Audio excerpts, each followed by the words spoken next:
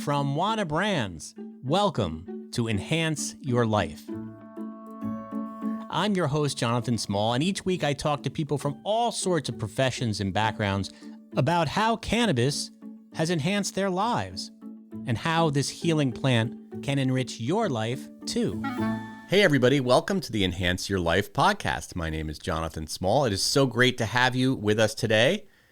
All right, today's topic is cannabis and athletics. Does cannabis enhance your performance? And if so, in what way? And my guest today is Josiah Hesse, who has spent years following the popularity of cannabis consumption in elite sports. And this has culminated in the publication of a really awesome new book called Runner's High: How a Movement of Cannabis-Fueled Athletes is Changing the Science of Sports. And Josiah is a seasoned investigative journalist. He covers breaking marijuana news, the intersection of marijuana and athletics, politics, economics. He works for such publications as Vice, The Guardian, Politico, Esquire. We are thrilled to have him. He's joining us from Denver, Colorado. Josiah, welcome to the show. Thanks so much for having me. So let's start with a little origin story here about your experience with athletics and cannabis. What got you interested in running, first of all, and when did cannabis become a part of that experience? Well, there's the temptation to put things in a very compact, neat narrative, especially when you're working with an unwieldy topic like cannabis and sports. So there was a moment when I really got into running, and that transition happened with edibles. But if I'm really honest, thinking back on it, when I first was introduced to cannabis, it had a somewhat energizing effect on me. And not just energizing in the way that like caffeine can stimulate your heart rate, make you want to move your body, but energizing in an enthusiastic way. And that I was very excited about a variety of things, but one of those was moving my body. And when I think about myself as a teenager, the time where traditionally people think you have the ideal body or like a body that can do anything, I couldn't walk more than 2 or 3 blocks without collapsing. I mean, I remember calling my parents to ask them to come pick me up at all these different places because I just couldn't walk so far. And then around the age of 19 or 20, when I discovered cannabis, I did start walking around town, and then later on bought a bike and I lived in rural Iowa and would just ride my bike around those gravel roads and have a certain appreciation for the sky, the birds, nature, and then slowly gaining an appreciation for how good it felt to move my body. But then when I moved to Denver, I became a pretty hedonistic person. And I was an arts reporter. I was hanging out with musicians and stand-up comedians and partying a lot and just not really being all that healthy. And I was writing, so I was sitting down all the time. And then when recreational cannabis hit and edibles entered the market, measurable dosed edibles, that was when I started incorporating them with running. I really started running for the mental health benefits for anxiety and depression, but didn't really care for it all that much because it was just so taxing on my body and didn't feel very good. And I remembered that 1977 documentary Pumping Iron with young Arnold Schwarzenegger. And I have a personal attachment to that movie because my father wrote the music to it. But anyway, that's that's amazing. Yeah, that's a whole separate story. That's fantastic. Well, yeah, you surely know. Then at the end of it, they all smoke a joint together, and I was thinking about this intersection of cannabis and athletics there, or could there be one? And took edibles when I was running, and it was a complete game changer. I felt lighter. I felt easy. It all felt easier, and I felt more enthusiastic, like even for the challenging parts where my lungs are kind of burning and my muscles are getting sore and like I got a hill in front of me that I got to push through. Even that experience became something thrilling that I wanted to lean into. And it took me a while to get the physical strength to catch up to that enthusiasm. It was such a fun time that I didn't have that difficult a road getting to that strength because I just wanted to do it all the time. It was like the centerpiece of my day. Now, it's interesting you chose edibles as your consumption method. Was there a reason that it was edibles and not another way? not in my intention going into it, but that is something I subsequently discovered for myself. I know that people differ. I know people who love to smoke a blunt or hit a vape pen or whatever before dabs as well before workouts. And as I'm sure you and your listeners know, like everyone's endocannabinoid systems differently in terms of volume or administration. But for me, edibles were a different experience. And there's some science behind that about how the liver converts it into 11 hydroxy THC.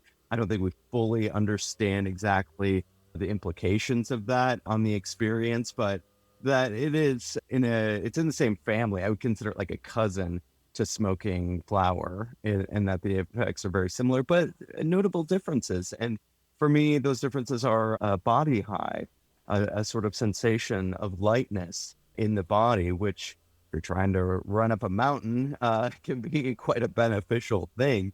And not just a lightness, but a deeper communing between the mind and body, really feeling that my brain and my consciousness are tapped into the taps of my foot as it hits the ground. It can really concentrate on all the different articulations of my toes and feet and ankles and legs and the whole body. Did you have to time, because edibles can take a little longer to kick in, although one edibles, not to do a little shameless plug here, are more fast acting. But did you find that you had to sort of time it? Like, okay, I'm going to eat my edible, then I'm going to wait like a half an hour. Or did you kind of like it to kick in while you were in the middle of running?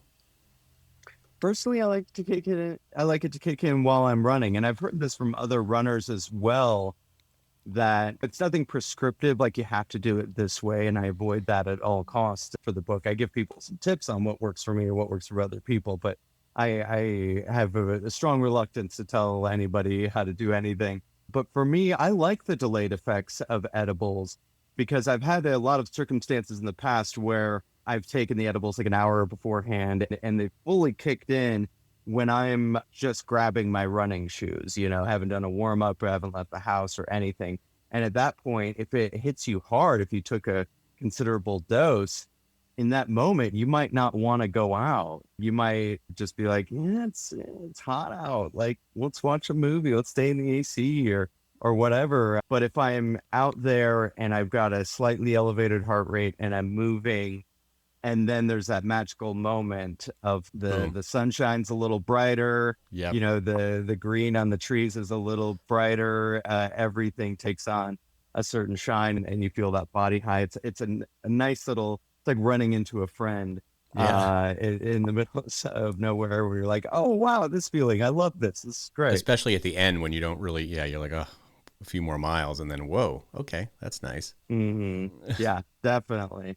What about recovery? Do you also use cannabis for your recovery from athletics? I mean, do you find that it helps with pain or whatever might be associated with athletic pursuits?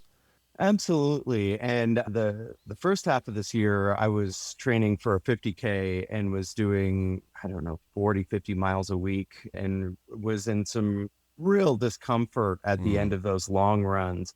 And so a heavy dose of CBD can help not only with sleep, but it can help reduce muscle spasticity.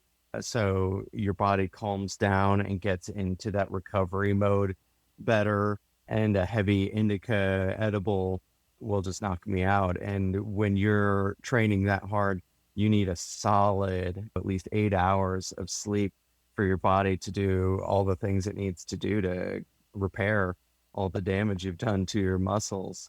And then after the race as well, I was just pounding CBD. And maybe other listeners can relate to this. When I got the second COVID vaccine, I had a sensation in my body that was very similar to how I felt after a long marathon, some inflammation in the joints that came like in the middle of the night. And I just felt like really stiff and really sore. It wasn't anything dramatic, but I downed a whole lot of CBD and just passed out and pretty much slept my way through that discomfort.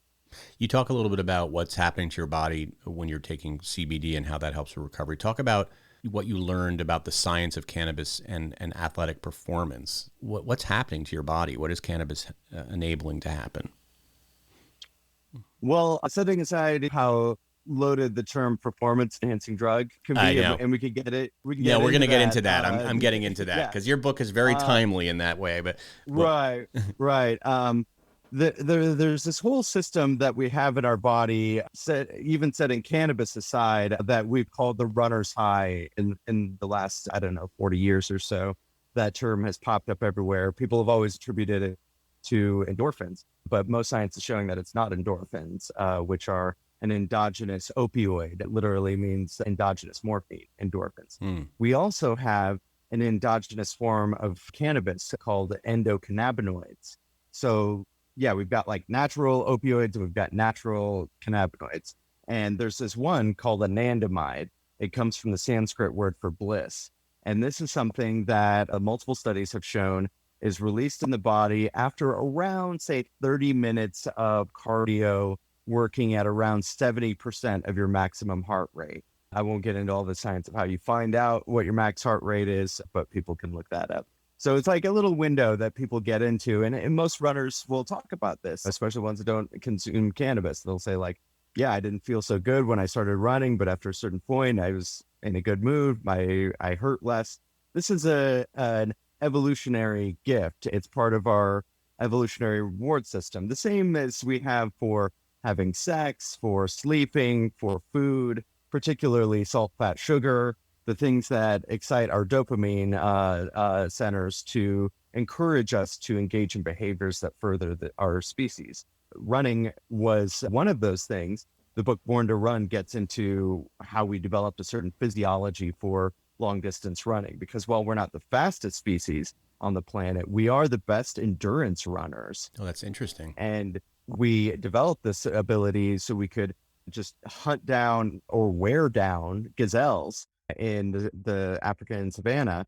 And we didn't like chase them down over short distances, but we wore them down over long distances. And we have a body that's made for that. But we also have this little system in our brain, this anandamide, that is released after we're really exhausted and gives us a little uptick in mood and a little reduction in pain. This is what we call the runner's high. Well, that's an endogenous cannabinoid that acts almost exactly like THC on the brain. So even if you've never consumed cannabis before, if you've enjoyed exercise, you have an idea of what a cannabis high feels like. And what happens when you use cannabis, when you use a phytocannabinoid like THC, it can induce that anandamide release faster and more effectively. And a lot of people have a hard time achieving the runner's high, especially that's reflected in the data of the amount of people who engage in exercise compared to the amount of people who enjoy sex or sleep or fatty foods. You know, there's quite a disparity there. People have a hard time getting that reward system activation from exercise. Well, cannabis can be a key to unlocking that, to getting people to enjoy exercise the same way they enjoy these foods or sex or sleep. And so the more you enjoy something, the more likely you are to do it regularly, the more likely you are to do it more vigorously. And so in that way, you are enhancing your performance. You're likely to become a better runner, tennis player, basketball player, whatever, if you're really loving it, if you're dialed into it. And that's a phrase I hear so often from athletes, dialed in. That in the zone, they feel, yeah, like when they're running down that hill, for any trail runners listening, and you know that everything needs to disappear except this trail and your legs. You need to see every rock, every tree root, every hole, every bump, and you're like Sonic the Hedgehog, just locked into every single move that you need to make on that trail. Same with like downhill skiing or any sport really where you need to just disappear, which I think is most sports, disappear into that activity.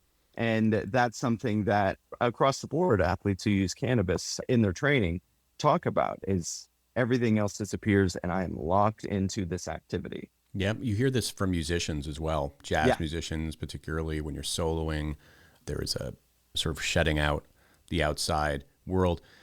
And this brings, you lead me to this interesting issue that has come up, and it really came up during the Olympics when Sha'Carri Richardson famously was banned from the Olympics for them finding THC.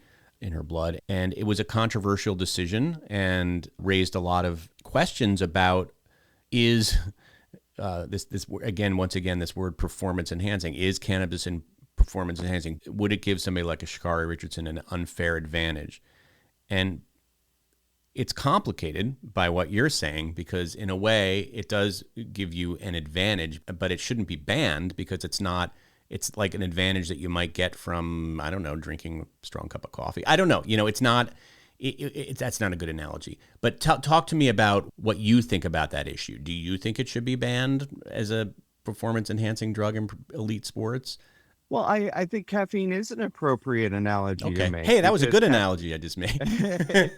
I mean, talk to not any, but a good deal of long distance runners, and they're going to talk about caffeine. Right. They love their coffee. They love caffeine pills or whatever. Not all of them. And some of them will swear against it, that you shouldn't use it. But there's a variety of substances that aren't banned that act in the same way that cannabis does.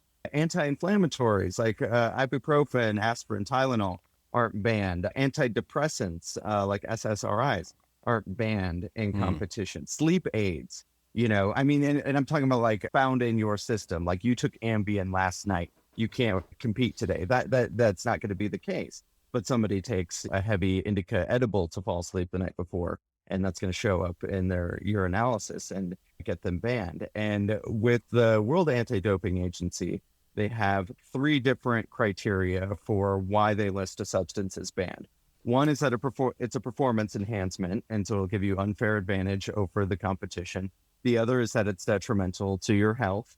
And the third is that it violates the spirit of the sport, which is kind of a nebulous term that they admit they don't really have a metric for. But we know that cannabis isn't going to give you an unfair advantage over the competition. It's not going to swell your muscles beyond your genetic limits or make your heart stronger. Which is what steroids do. Yeah. Add steroids to do. You got 2 people working out doing the same training regimen. One's using steroids, the other isn't. One person's going to get a lot more gains than the other. So that's not the case. When it comes to detrimental of your health, you could argue that there are carcinogens in cannabis that aren't good for your lungs or whatever, but compared to opioids, compared to aspirin, compared to all sorts of substances that are not only not banned, but encouraged in a lot of sports. I mean, we all know that opioids have been a problem in the NFL for a long time. So that argument doesn't hold any water. It does violate the spirit of the sport, according to WADA in a 2011 paper that they put out.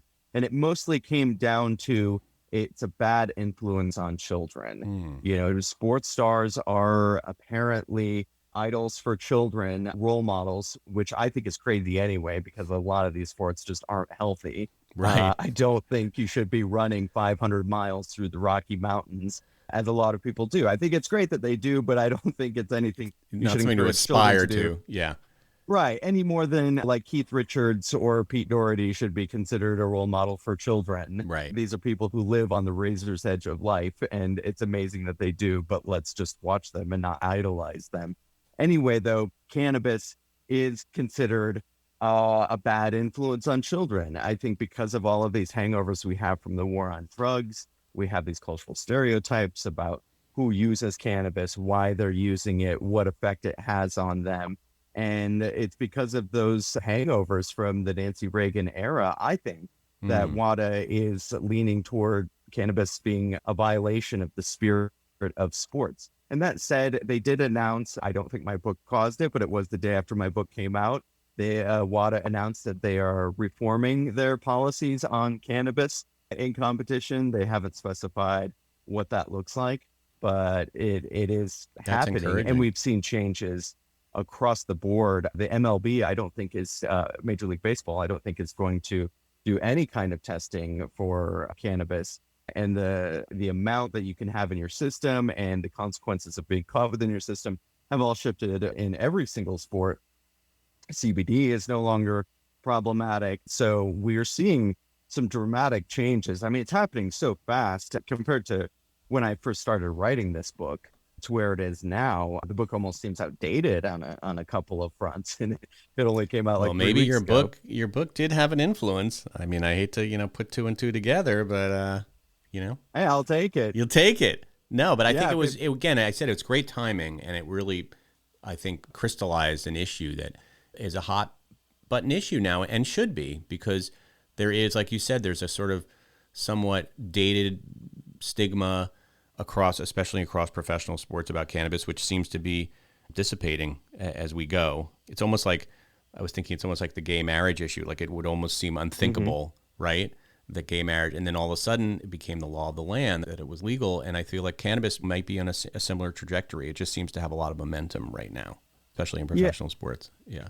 Yeah, and I think the gay marriage analogy is apt, especially when we look at the changing stereotypes of those demographics. I grew up in a conservative Christian school in rural Iowa, and the propaganda we were given about gay people is that they're these exotic creatures in scary dungeons in New York and San Francisco, or Right. they have rippling abs on Pride Parade floats and covered in glitter, and that's just who they are and how they live. And then when gay marriage became legalized and we started seeing all these weddings on the evening news, we're like, oh, these are just normal Americans. They're schlubby, boring, basic people that are raising kids and living They're their no lives threat just to like you. everyone else.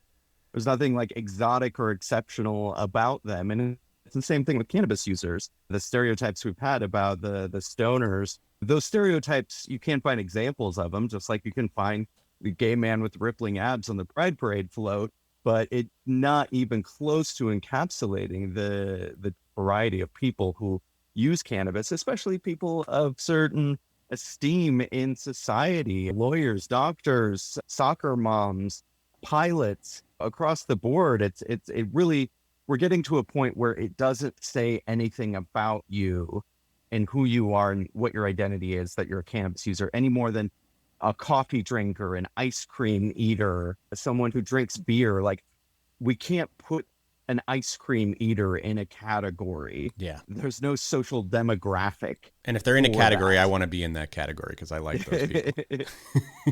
Right. So I think in time, that's where cannabis will be. Like, it's just an innocuous thing. It doesn't say anything about you. I know that cannabis is different for everyone, and it really is a personalized experience.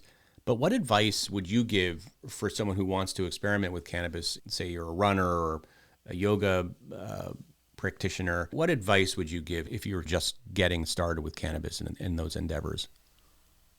I think it's all about a slow process of familiarity. There's the analogy of like wading into a pool instead of doing a cannonball into the deep end. And I know for a pool, people say it's much better just to jump into the deep end, but this is something where you want to slowly wade into the experience. I assume most people listening to this podcast have some experience with cannabis.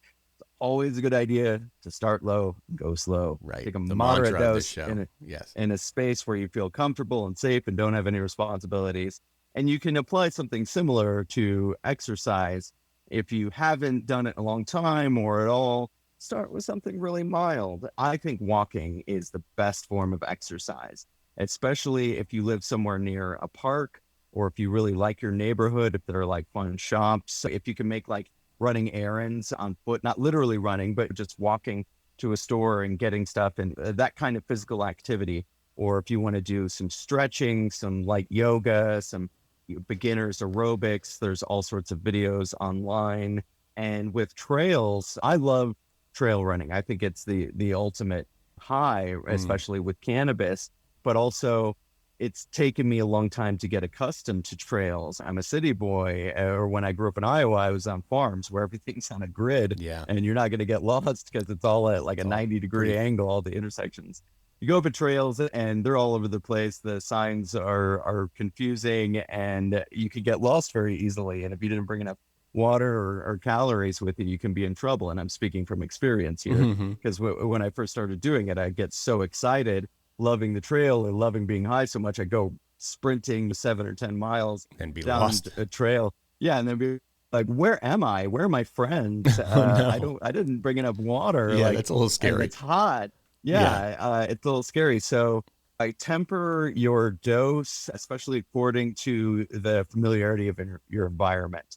I love running in parks. Denver has one of the best park systems in the nation, and there are no surprises there. I can put on my noise canceling headphones at full volume, listening to some death metal or French house music, and just go in my own world because nothing's going to sneak up on me there. I'm not going to get lost. It's a big circle. There are no cyclists coming up behind me like there are in the trail. So that's something where I can shut down all of my like cognitive functions in terms of awareness of my surroundings and just get lost in the experience of running, which I absolutely adore. So yeah, it's the biggest thing. Stick with what's familiar and wade yourself into it. Yeah, just wade. No diving in the deep end in this particular instance, I think. Well, the book is called Runner's High, How a Movement of Cannabis-Fueled Athletics is Changing the Science of Sports. My guest is Josiah Hesse, who is a wonderful writer, and it's a great book. I really recommend everybody read it. Josiah, thank you so much for taking the time to talk to us on the show. Thank you for having me. This is a lot of fun. Enhance Your Life is brought to you by Wana, the #1 infused product in North America. Wana's entire process is designed to deliver the same great experience time after time. They have spent years fine-tuning their recipes so that their products are delicious, consistent, and potent. For more information, head on over to wanabrands.com. That's Wana, W-A-N-A, brands.com.